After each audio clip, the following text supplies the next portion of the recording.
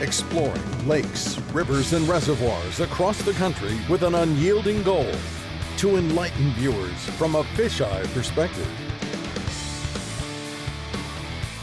Come along and we'll investigate the habitat. Much more than a fishing show, this is an eye-opening aquatic experience. Welcome to Kim Stricker's Hook and Look.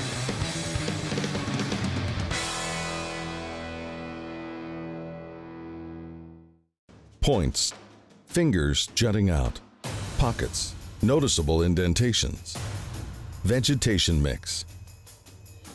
Each are visible irregularities, which commonly draw bass. This week, Kim and Danny Stricker dissect the inner workings of a shallow reed field in an effort to reveal the habitat preferences of largemouth bass and other aquatic creatures.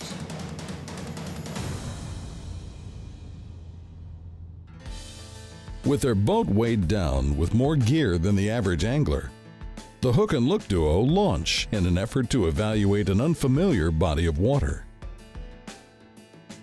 One of the most rewarding aspects of fishing is simply the challenge presented in solving the puzzle.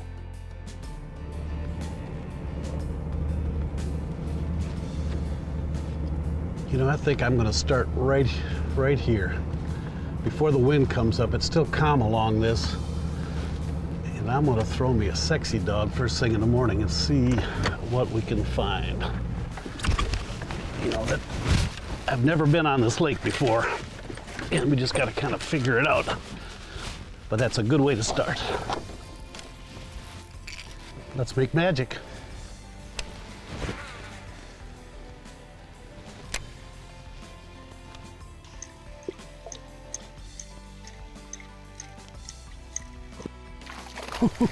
Got him. He's in that grass. Yeah. Not really a giant fish, but he slurped up my sexy dog. Lots of grass. They're dark, aren't they? Welcome to Hook and Look. Well, it looks like I'm on the right track. The mixture of grass along the shallows was holding at least one bass, but what was to follow kind of drove me crazy. As I moved a little deeper, I began getting several frustrating missed strikes, one strike after another. Come on. Then it became clear. Oh, there we go. That looks like a good, that looks like a better fish. I think.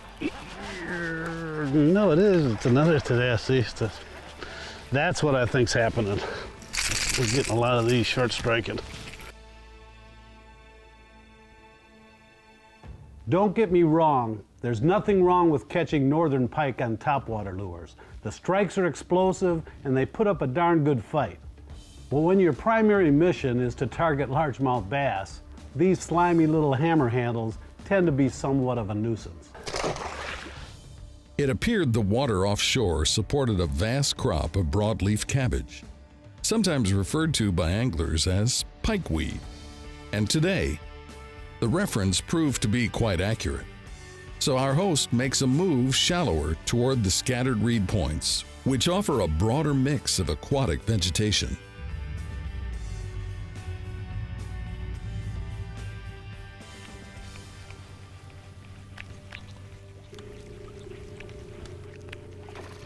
That was a bass, a small one. Hope come back again. We got it that time. Ooh. Ooh. Oh, nice, isn't it? Yeah.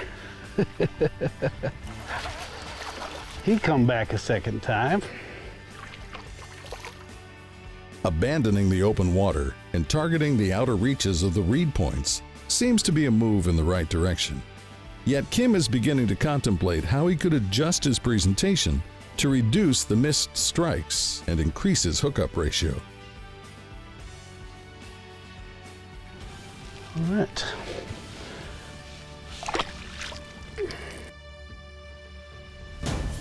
Stick around. Kim will tweak his topwater pattern right after this. Hook and Look is brought to you by Strike King Lure Company, #1 in fishing lures.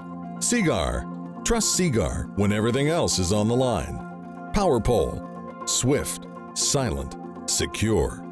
Aquaview, reinventing underwater cameras. Deep Blue Coffee, dive in. And by Boat US, providing water towing and insurance programs to boaters.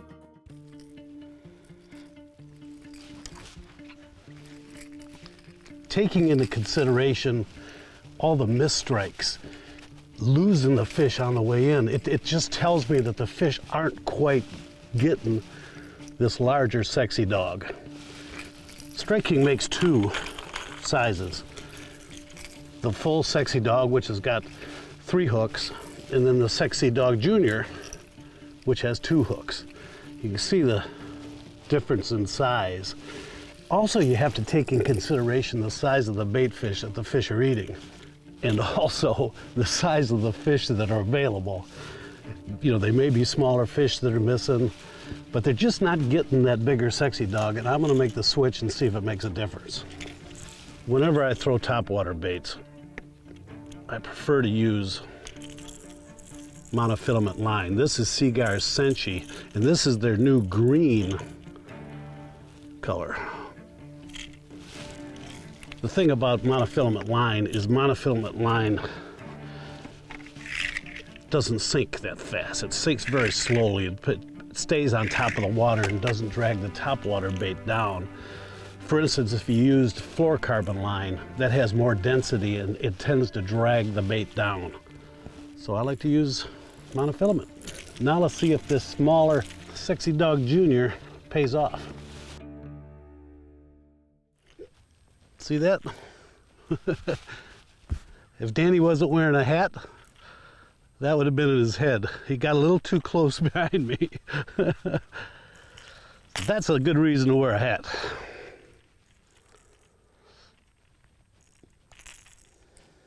That was close.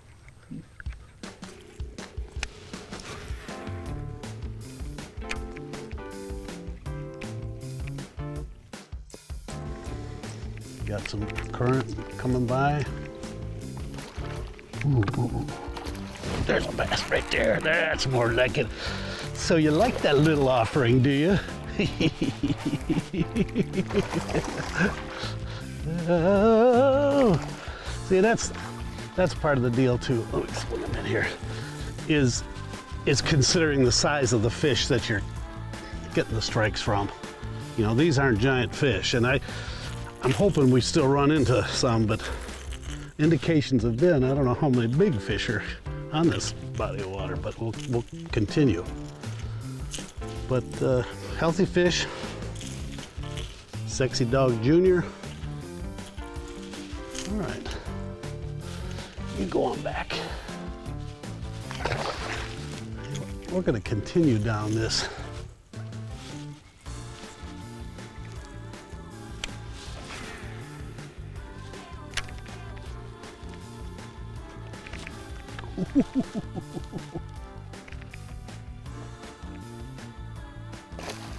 Got it that time.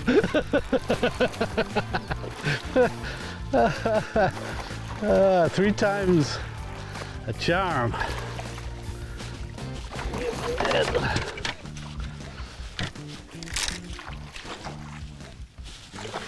3 times is a charm. That was cool. He come completely out of the water that last time.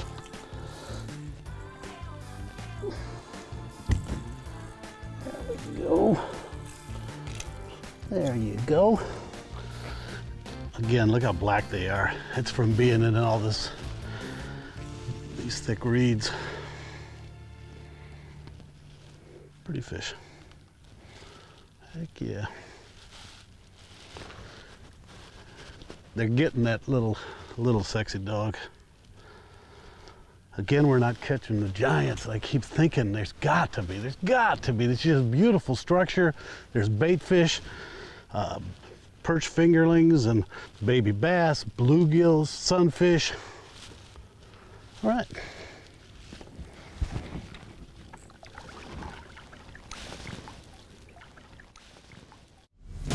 Stick around, there's more wrestling in the reeds coming right up.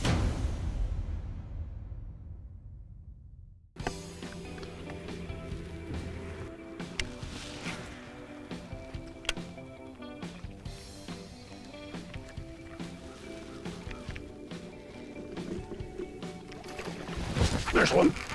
Oh, come out of there, come out of there. That's a little better fish. Come on out of there.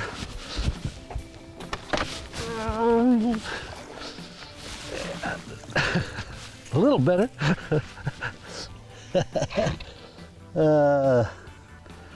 Awesome. Now you can see he chomped that. That wasn't just the back hook. He chomped it good. He ate that good. This is a good average, I guess, size fish for here, but I think I'm on to a little better idea of what's going on. And I think by the end of the day, we should have some decent fish. Get back right into the reeds. There's something you may have noticed on our net. This is a product made by Cushion as well. This is their Ultra Float. So here you've got your net, it'll float. You drop it in the water, floats level. Isn't that great? And Danny actually uses it on his GoPro poles when he's filming in case they fall in the water. But he also uses it to help float the end of it when we're doing certain shots. As the morning progressed and the wind put a chop on the water, Kim abandoned his topwater pattern and began to work a rage Smokin rooster around the scattered reeds and vegetation. The Smokin rooster is an aggressive creature bait with oversized swimming arms and a bold fish-attracting action. Extremely versatile, this lure has a larger profile that can be worked vertically or swam horizontally. Kim chose to rig it Texas style using a 3/16 ounce tour grade tungsten bullet weight and a 4/0 wide gap hook. There's a fish. That's a decent fish, I think. Get my net on that one. A little better. Not much, but we'll take them right now. Again, swimming that Smokin rooster. Creature bait. Let me drop my power poles.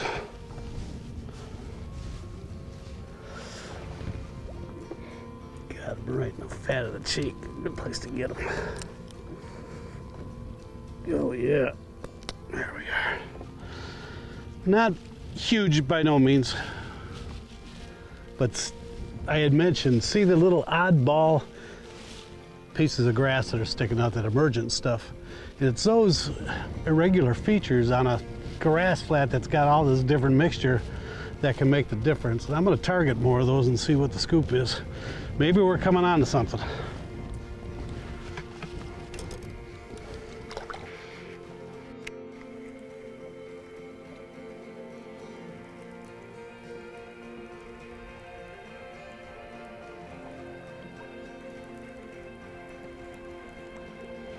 There's a better fish. Get out of there. That's a little better fish. Come on. Whoa. That's a little nicer. We're starting to figure it out. Starting to figure it out. A little better one there. These reed points that stick out. I don't know why, but I cannot catch them inside that. It's got beautiful depth. It's got some matted vallisneria on top in some places, but I can't pitch in it. Fish the outside edge, swim in the Smokin rooster, and you get bit. I mean, they're nice, healthy fish, nice dark. All right, we'll just keep them fishing along. Go on back to your reeds. After successfully covering the outside perimeter of reed points, Kim now chooses to penetrate the forest. methodically swimming the Smokin rooster through the open pockets within. They're up in that stuff.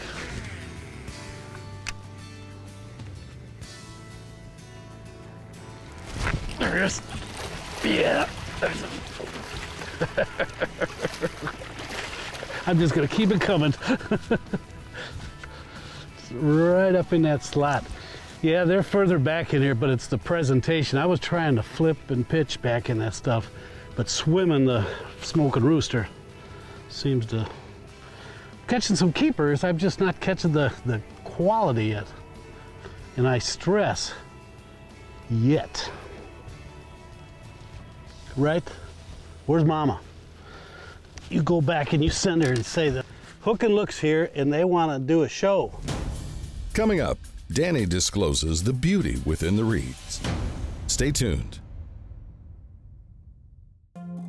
This portion of Hook and Look is brought to you by Ranger Boats, still building legends one at a time. EVINRUDE, introducing the all-new EVINRUDE E-Tech G2. Cushit, world's most comfortable rod butt. Sims Fishing Products, the choice of professional guides and anglers worldwide. And by Sportfish Michigan, your source for the top charter captains and guides. Welcome back to Hook and Look. With determination, Kim Stricker continues to swim a rage Smokin rooster through the mixture of vegetation, carefully dissecting the shallow reed field. There's a fish. Oh, yeah. The cushion's buried in my ribs. If I didn't have the cushion right now, I mean, a lot of the fish have been dinks, yes, but I've been ripping them out of that grass and my ribs would have been worn. And all it does is slip on. It's very light, durable, and I mean the cushioning factor is supreme. Cush It by Lunacy.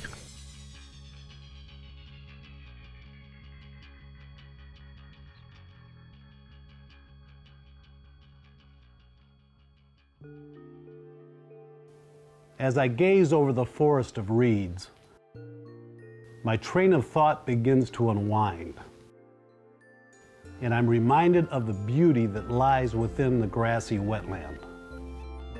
So I pause to take a closer look. From beneath the gentle waves, the magnificence is compounded tenfold. Emerald blades of Vallisneria wave in unison as if choreographed, its pedicels spiraling towards the sun.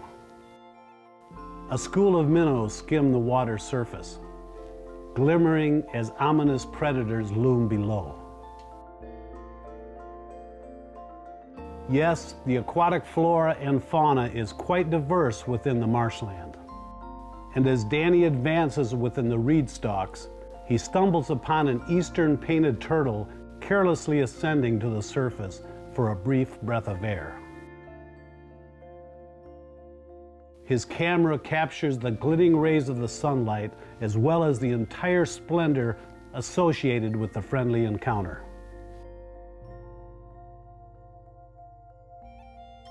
The open pockets within the reeds harbor a virtual buffet of forage species.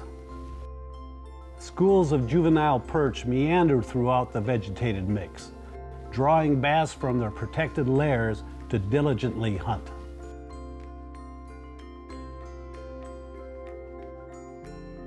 Undoubtedly, I'm smitten by waters, below the surface as well as above. So I encourage you to open your eyes wide, look closely, and be thankful.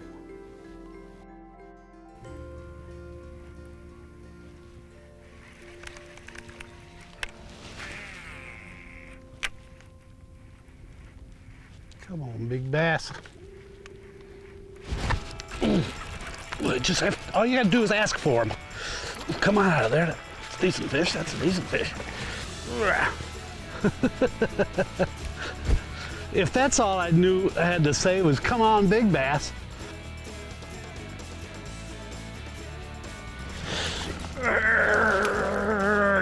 Here's a fish. Get out of there. Come on.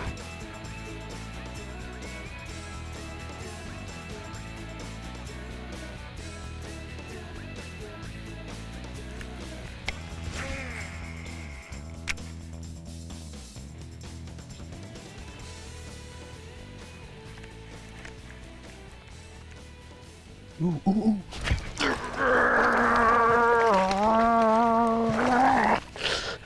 I saw him follow it. He swatted at it and then missed it. That's a little better fish. Oh, gosh.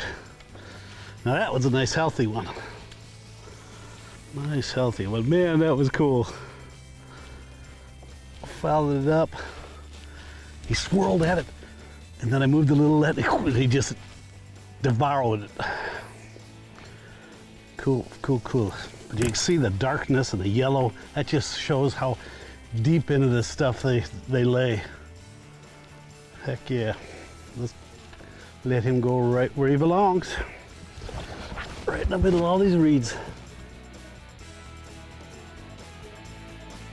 So did you count how many times on today's show I said, that's a better fish, and it never was? I really am puzzled that I never caught any quality fish. They gotta live here. Hey, join us next week as we travel to Hayward, Wisconsin to visit the Freshwater Fishing Hall of Fame, and then mingle with the aquatic fauna. Be there next time on Hook and Look.